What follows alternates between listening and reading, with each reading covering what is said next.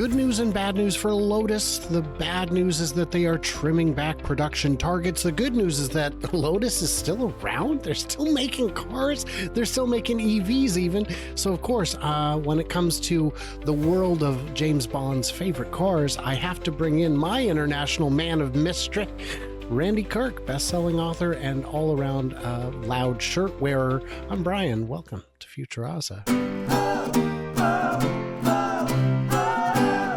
I should have an 007 shirt, shouldn't I? You should. And that shirt looks like a promo for retro television. That's what it looks like. I love it. So Lotus, still around, still making pretty exciting cars. Randy, did you know? Here's some concept cars that we've seen in the past. That's beautiful. Can we agree? Yeah, it is. That is lovely. That is. Good lines. Good lines. This is the Paris Auto Show 14 years ago. 14 years ago. 14 years ago. So I just figured I'd start with, the general excitement. There's some other ones here. I mean, that looks nice. That looks nice. I'm sure that these are definitely the cars we're discussing and that there's not going to be a switcheroo coming up. This is Lotus generally. I mean, they make just beautiful stuff, When you think Lotus, what kind of a brand do you think of, Randy? What do I think of when I think of Lotus? I don't ever think of Lotus. Not at all. Ever. No. Okay. Well, that's okay. I think of things like this. Yeah. Here, this video, this article from Dezeen. This is beautiful. This is what they're not going to be selling twice as many of. Oh, it looks like a praying mantis. It's great. They all look like squash bugs. Yeah. Yeah, it's beautiful. But again, this article is from 2019. There goes Brian with the switcheroo again. So let's try something a little more contemporary. Lotus is determined to make a lightweight EV to succeed the Elise. This is only 3 years ago, so this is probably what we're going to see, right? It's going to be exciting. We're going to, continue reading. We're going to see some exciting stuff. So at some point here, I have to get to the real story. Here we go. Lotus. 2025. Yeah. No more switcheroo.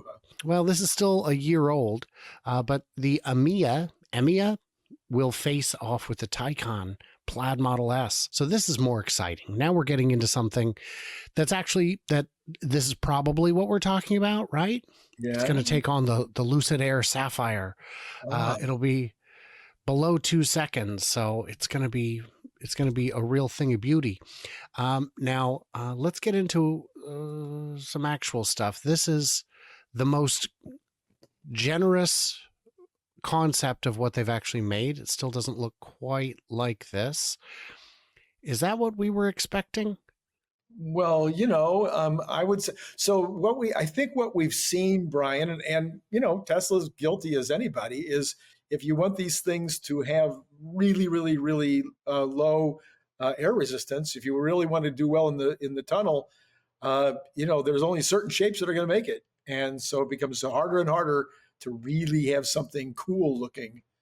If I were to show you the 50 most iconic Lotus designs, they would all have one thing in common, which this one doesn't share. They use the wrong number of doors. Look at that. It's a 4-door. Wow. This is, and if it looks like this, that'd be great. I'm going to just tell you, it kind of doesn't, because I guess it's not great, man. This is what it actually looks like. Oh, look at that front end. Oh my gosh. That's so ugly. It's that's hideous. It is.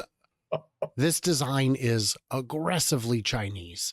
And Lotus is now really a Chinese company. Nice. So this is the actual article we were trying to get to. Despite the setback, Lotus has already sold significantly more cars in 24 than in 23. Oh. But they've slashed their production target by 78%, because of the new U.S. tariffs. Yeah.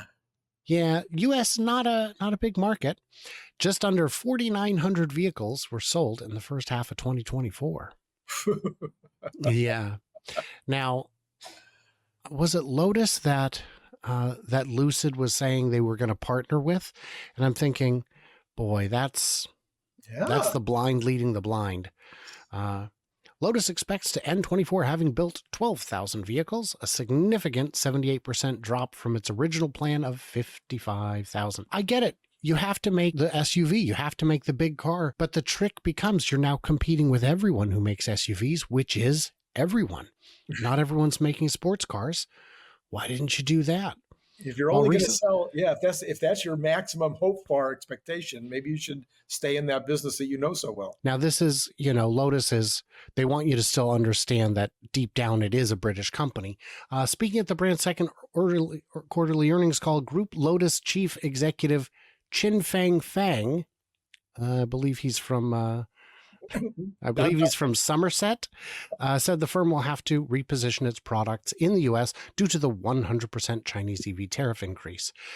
The U.S. is not their big market. There are tariffs coming to the EU as well, sure, if they haven't already hit, but it is a shoddy carpenter who blames his hammer. But come on. From some angles, they look all right. These look different than the one up top. These are, see, now can we get this? Yeah, that's a little better. That's a sports car. Yeah. But yeah, I don't think that one is even available for sale. But it doesn't really look that modern. It kind of looks like, I don't know. I get you. Yeah. I get you. I'm not a designer. I don't understand how to make modern and inspiring designs, but I don't pretend to. So that's one advantage I have going in. I don't have a bajillion-dollar investment in, this is always the one that kills me, whether it was when I used to follow Apple so closely or now following Tesla so closely. It's like, okay, you're going to come out with this Cybertruck. You and 12 other guys know what it looks like. All right, 1,200, whatever. But you're going to announce this thing, and it's either going to be a yeah or a no, and you've got massive amounts of money riding on it. I appreciate that designers are willing to be a little bit more bold. Hyundai's got a concept car that apparently they're going to make in limited numbers, although it's going to be hydrogen, so that's unfortunate. But it has this classic retro futuristic design where it looks kind of like an 80s boxy hatchback, but with a bunch of cyberpunk aesthetic on the outside. I think we need more bold designs. I think, yes, there's a limit to how far you can go with design and still have a slippery form factor. Right. But the Taycan is in my opinion, gorgeous machine, and it's very slippery. So there are ways to have the best of both worlds. You just make all of your scoops functional. You're going to need a scoop to do something, to get some air in there. Use it to your advantage. Make everything do two things. While we're talking about design, there was a great video this week of a gentleman who is a mechanic who got to rip open the frunk of a Cybertruck to see how everything is situated. And his conclusion was Tesla's design between thermal management and space management is not a mile ahead. It's 10 miles ahead. And what I've seen when I looked under the hood of, I don't remember which vehicle, I think I was looking underneath, I was looking at the Cybertruck. And what you can see is that there's a radiator, but it's down all the way at the bottom and it's angled so that you still have the space. And you can see how, if that was just upright, all of a sudden your frunk space is getting limited. And then the other departments are going to see that and go, that's free real estate. I'm going to put my thing there instead of trying to jam it into this corner or whatever. And then somebody, I don't know if it was in the same video, but I saw it on X side by side, was the frunk was pulled out. The frunk liner was pulled out of the super mega frunk on the Lightning. And you could see that, it's just a giant engine bay that they still didn't use particularly well. They were able to keep the cargo space, but when you look at how haphazardly things are kind of designed in there, you could see a lot of room for optimization, but really you just don't need that much front end on a car. And the fact that the Cybertruck frunk is as voluminous as it is for such a limited form factor, I think speaks volumes to the engineering prowess of the team that got to start from square one. I've only watched half of that video, but we've already seen, of course, the other teardowns that have been done by Monroe and others.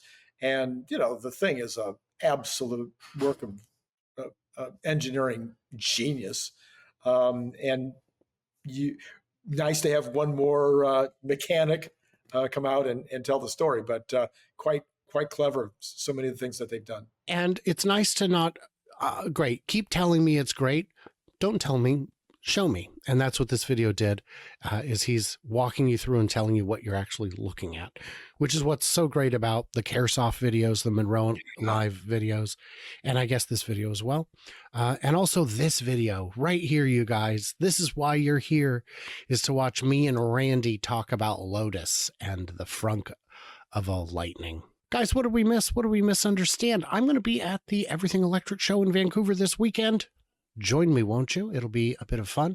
I'm a backup speaker because of last-minute scheduling changes. I wasn't actually thinking I would be able to attend, but it turns out I can. The event that I had blocked it out for has been moved to a different weekend.